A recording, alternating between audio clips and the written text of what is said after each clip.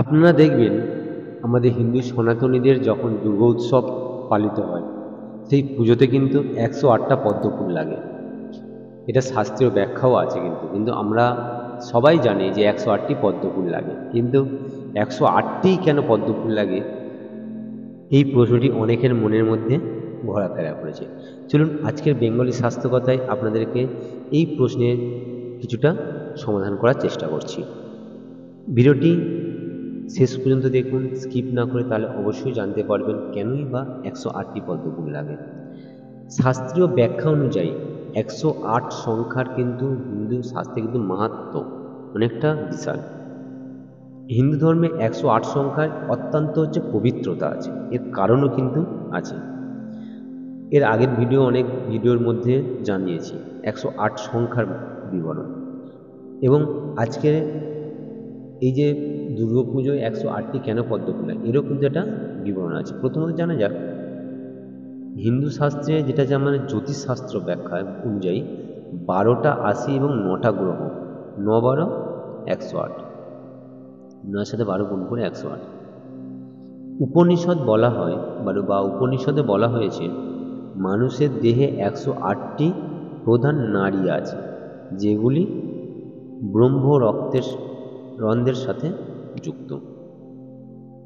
মন্ত্র যেটা জপ করা হয় 108টি মালা ব্যবহার করা হয়, তাই দেবীকে 108 পদ্ম নিবেদন করে সর্বমঙ্গল, গ্রহ নক্ষত্র, প্রাণশক্তি সব কিছুরই পূর্ণাঙ্গ সমর্পণ করার জন্য 108টি পদ্মফুল ব্যবহার করা হয়। এবার জানা যায় পদ্মফুলের তাৎপর্য কী।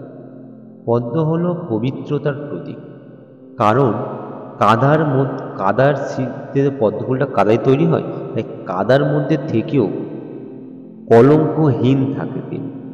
তাই এটি দেবী পুজোয় মুক্তি ও জ্ঞানের প্রতীক।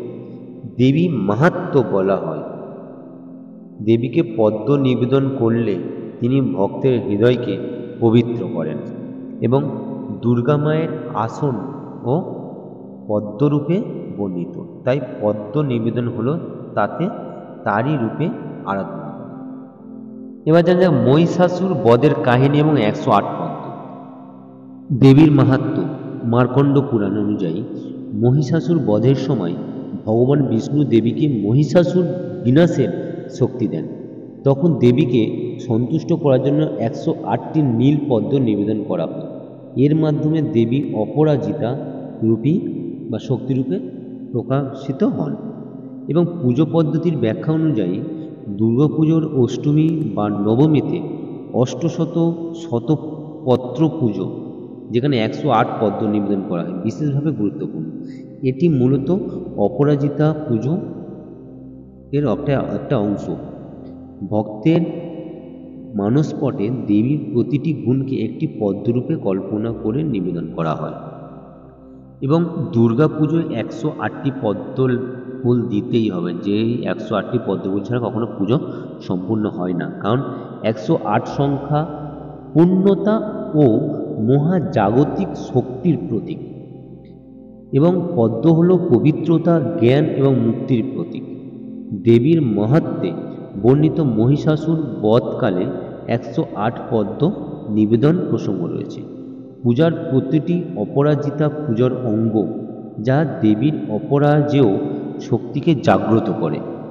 এবার জেনে নেওয়া যাক যে 108টি পদ্মের এটির পিছনে কি কাহিনী আছে শাস্ত্রীয়। প্রচলিত কাহিনী অনুসারে মহিষাসুর যখন দেবতা ও মানব সবাইকে পরাজিত করে অতি শক্তিশালী হয়ে ওঠে, তখন দেবতারা একত্র হয়ে আদ্যাশক্তি দুর্গাকে আহ্বান করেন, এবং দেবীর আরাধনা করার সময় দেবতারা সিদ্ধান্ত নেন যে তাকে 108টি নীল পদ্মফুল নিবেদন করবেন, এবং পদ্ম এখানে প্রতীক হিসাবে পবিত্র শক্তি ও অবিচল জ্ঞান এর প্রতীক হিসাবে। 108টি পদ্ম মানে সকল গ্রহ, নক্ষত্র, রাশি, দিক, কাল, তত্ত্ব ইত্যাদি দেবীর চরণে সমর্পণ করছেন। কাহিনীতে বলা আছে দেবতারা যখন 108টি পদ্ম নিবেদন করলেন, তখন দেবীর অপরাজেয় শক্তি জাগ্রত হল। তিনি অপরাজিতা রূপে প্রকাশিত হয়ে মহিষাসুরকে বধ করেন। এবং আরেকটি কাহিনী অনুযায়ী রামের অকাল বোধন পুজো, যেই পুজোটি আমরা হিন্দু সবাই এই যে দুর্গা পুজোটি উদযাপন করি সেটা হচ্ছে রামচন্দ্রের পূজা অনুযায়ী। রামচন্দ্র একবার সীতাকে উদ্ধার করতে যাওয়ার আগে মাকে আরাধনা করেছিলেন এবং সেখানে 108টি পদ্ম নিবেদন করেন। কিন্তু যখন 108টি নিবেদন করতে যাচ্ছিলেন তখন দেখলেন একটি কম পড়ে যায়। তখন তিনি নিজের চোখ উৎসর্গ করতে উদ্যত হয়। তাই সেই শক্তি দেখে দেবী তুষ্ট হয়ে তাকে বর দেন এবং 108টি পদ্ম হিসেবে তার পুজো নেন। এই কারণে দেবীকে 108 পদ্ম নিবেদন ভক্তির চরম নিদর্শন বলে ধরা হয়। মানে দেবীর মাহাত্ম্য হচ্ছে দেবতারা দেবীকে 108 পদ্ম দিয়ে মহিষাসুর বধের জন্য আরাধনা করেছিল। তাই আমাদের হিন্দু শাস্ত্র অনুযায়ী এখনও পর্যন্ত সেই রীতি চলে আসছে, আমাদের দেবী দুর্গাকে 108টি পদ্ম দিয়ে পুজো করা হয়। সবাই ভালো থাকবেন, সুস্থ থাকবেন এবং এইরকম আরও হিন্দু শাস্ত্রের তথ্য পাওয়ার জন্য অবশ্যই আমার চ্যানেলের সাথে জুড়ে থাকবেন।